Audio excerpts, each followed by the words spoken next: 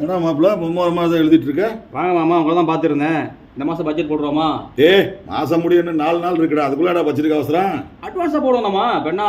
நீ அறிவாளி சொல்லுவேன். சரி சொல்கிறா, என்னென்ன செலவுக்குன்னு சொல்லு, நான் எவ்வளோ போடுறதுன்னு சொல்கிறேன். மாத வாடகை 4000 மாமா. 4000 ரூபாய் எழுதிக்கலாம். எழுதிக்க. ஓகே மாமா. மளிகை பொருள்லாம்?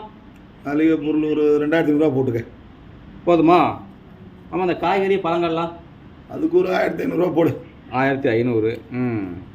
வேறு ஒரு சினிமா பொழுதுபோக்கு? அதுக்கு வந்து ஒரு 2 ரூபா போடு. 2 ரூபா போதுங்களா? போதும் போதும். சரி 2000. வேறு கரண்ட் பில்லு மாமா? போன மாதம் எவ்வளோ கட்டினேன்? போன மாதம் 550. அதே போட. வெயிலே கொஞ்சம் இதெல்லாம் நிறையா ஓடி இருக்கு. ஃபேன்லாம் 100 ரூபா சேர்த்துக்கோமா? சரி 100 ரூபா சேர்த்துக்கு. சரி ஓகே. ஓகே. வேறு மாமா முடிச்சிடவா? வேறு எதாவது இருக்கா? மாப்பிள்ள அதெல்லாம் அப்போலாம் இல்லை, அதெல்லாம் வந்து பட்ஜெட் தாங்காது.